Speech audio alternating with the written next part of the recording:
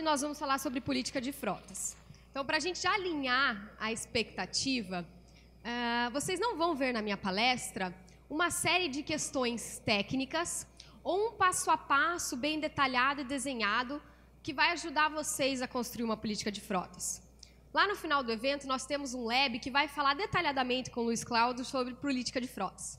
E ele vai dar o passo a passo para vocês. O meu objetivo aqui hoje é que vocês saiam entendendo a importância de uma política de frotas, né? E principalmente as implicações de não tê-la. Então esse é o meu objetivo. Como que a gente vai fazer isso? O tema da minha palestra hoje é Cidade Sem Lei.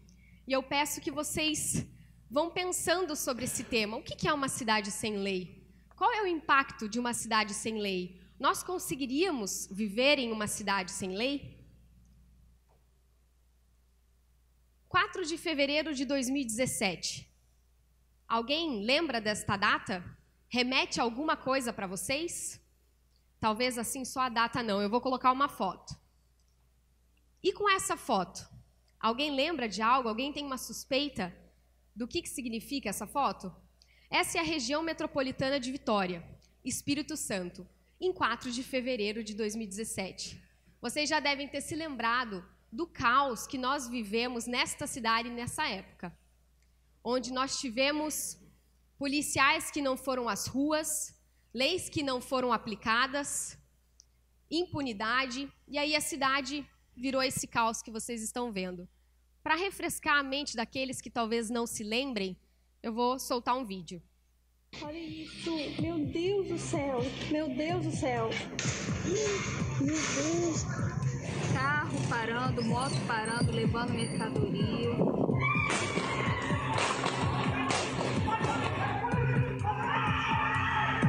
E ó, já invadiram. Estou cansada de estar dentro de casa presa desde sábado sem trabalhar. A guarda de Vila Velha presente nas ruas. O ônibus pegando fogo na saída do Manguinho.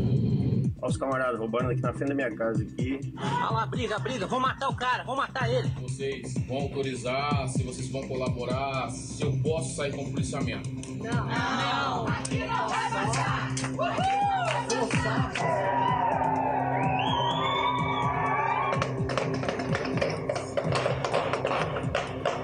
A sociedade sentiu a nossa falta! Meu Deus! Vamos voltar! E aí, deu para refrescar a memória? Isso é uma cidade temporariamente sem lei. Foram 21 dias sem policiamento. Foram 200 assassinatos. Foram dezenas de ônibus incendiados. Centenas de lojas saqueadas. Prejuízo estimado de mais ou menos 2,4 bi em apenas 21 dias. E eu estou falando de uma cidade sem lei?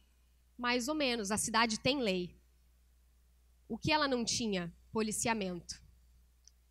Esse é o impacto de eu ter leis não aplicadas ou de eu não ter fiscalização. Uma cidade que ficou temporariamente sem lei. Qual que é o paralelo que eu gostaria de fazer com a nossa política de frotas? Nós somos um espelho da sociedade atual. Falta de fiscalização e autoridade foi o que gerou esse caos no Espírito Santo. O que é autoridade numa gestão de frotas? É a política de frotas. A política de frotas determina o que deve ser feito, como deve ser feito e por quem deve ser feito. Se ela não existe, não existe autoridade. E se não existe autoridade, não existe o que fiscalizar. E aí, nós viemos para uma outra grande e triste certeza, que é a certeza da impunidade. A certeza da impunidade é o que com certeza levou todos aqueles infratores cometerem todos aqueles assassinatos, roubos, saques, porque não se tinha policiamento. Quem vai me fiscalizar? Quem vai me punir? É importante que a gente pense sobre isso. Para onde nós estamos indo? É muito fácil a gente pensar nisso num contexto social. Mas será que a gente tem essa mesma sensibilidade de pensar nisso na nossa gestão de frotas? E o que aconteceria se nós vivêssemos em uma cidade sem lei? Imagine que hoje você está vivendo em uma cidade sem lei, sem políticas públicas, sem regras de boa convivência, sem aplicação da lei, sem fiscalização. Nós teríamos o quê? O caos. E o que eu quero chamar a atenção de vocês aqui é que exatamente o caos que algumas empresas têm vivido sem a política de frotas. Estacionamento irregular, eu tenho um veículo pequeno que poderia estacionar na sua vaga corretamente, ele resolve estacionar em duas, no meio, impedindo que você estacione o seu veículo. Um exemplo simples, bobo, todo mundo deve se deparar com isso todos os dias. Lixo amontoado. Já pensou você acordar todos os dias de manhã, em vez de você ver uma rua bonita, o sol brilhando, você vê uma montanha de lixo em frente à sua casa, porque não existe uma política, ou não existe aplicação dessa política? Vamos um pouquinho além. Já pensou se fosse liberado, se nada proibíssemos, nós saímos pelados pela rua? Sabe o que te dá a segurança de caminhar pela rua com os teus filhos e saber que você não vai dar de cara com um cara? Isso aqui é real, isso aqui aconteceu numa partida de jogo. Isso, o que nos dá a segurança? A política? A aplicação? A certeza da punição? A certeza da punição? Será que existe certeza da punição? E aí eu quero a participação de vocês agora. Nós brasileiros, todo o cenário que nós estamos vivendo, todos aqui têm certeza da punição para todos os cenários econômicos, políticos, de crise, de roubo, lava-jato?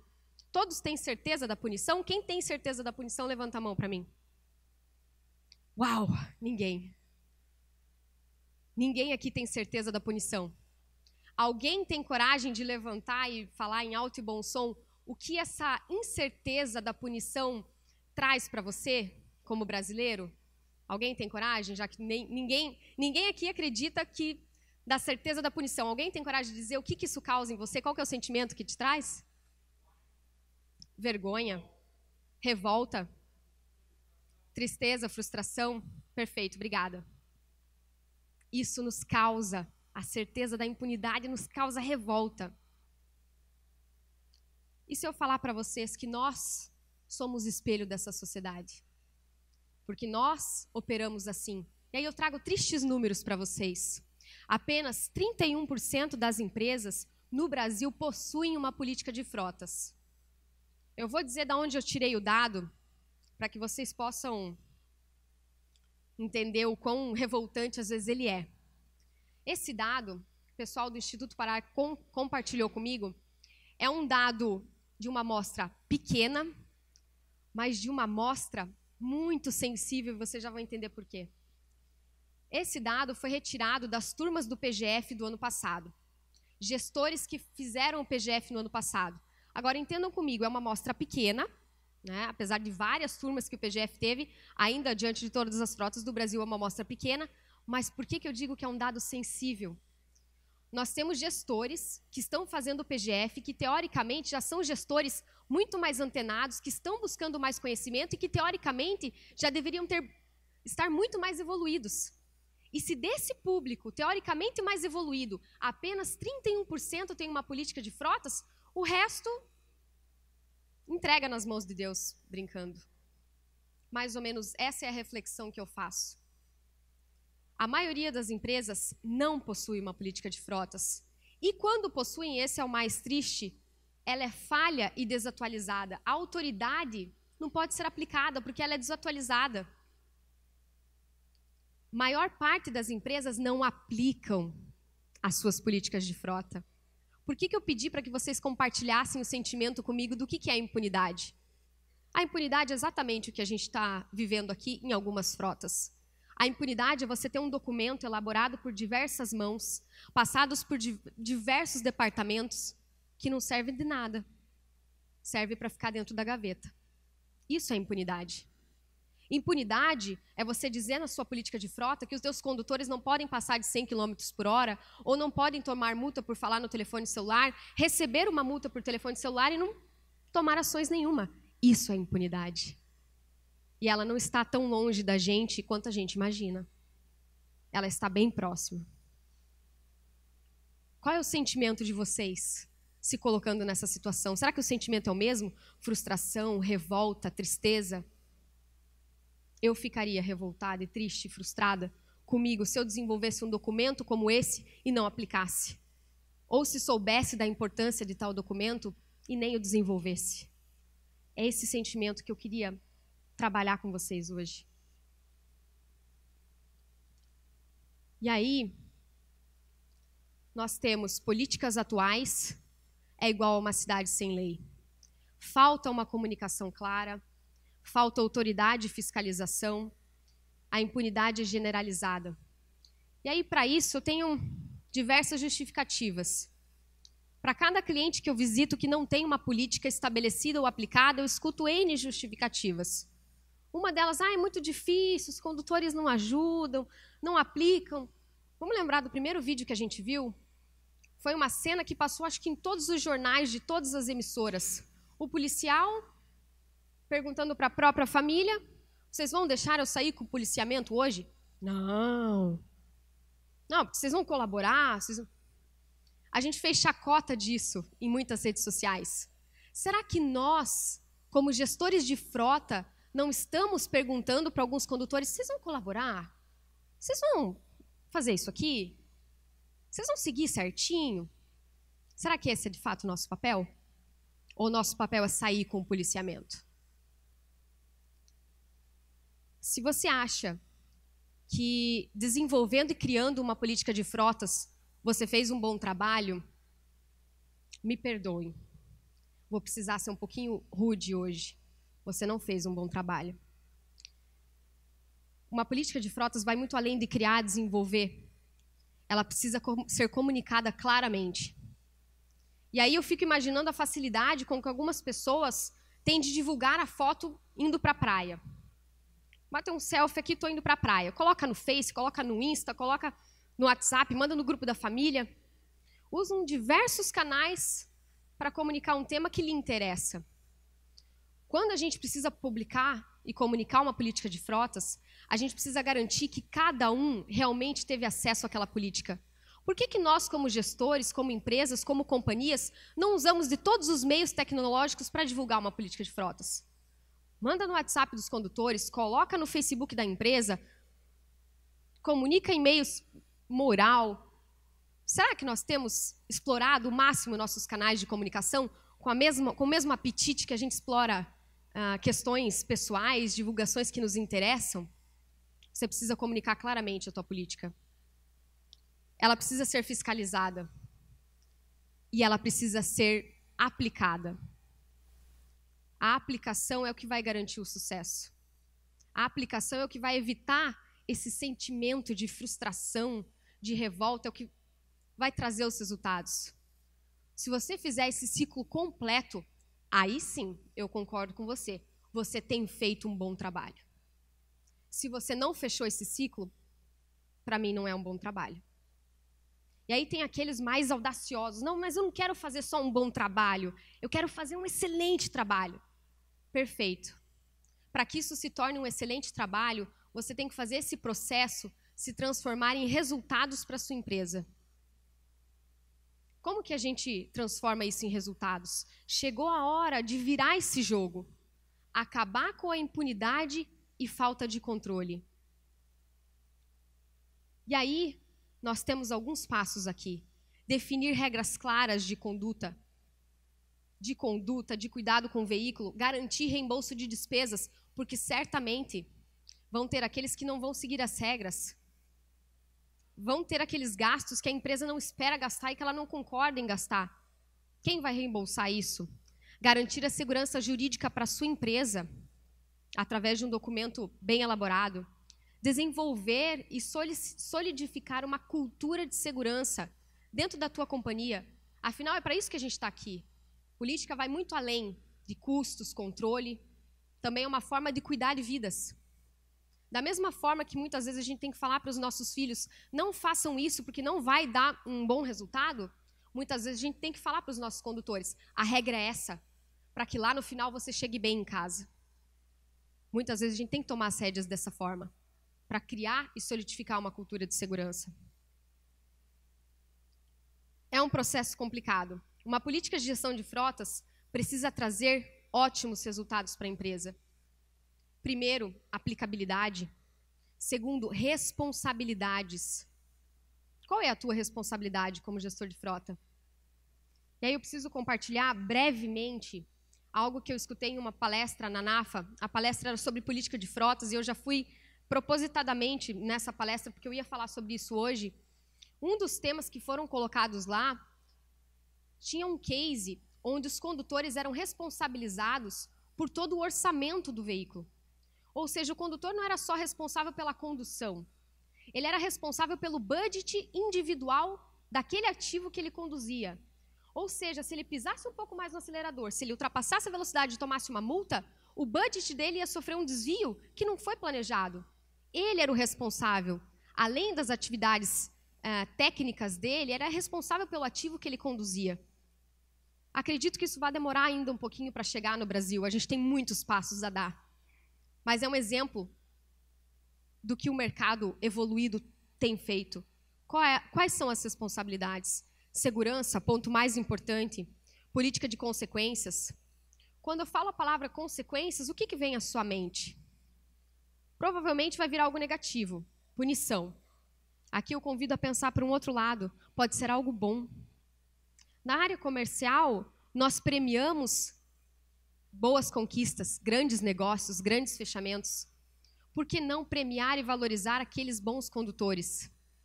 Aqueles com visão de dono, propósito.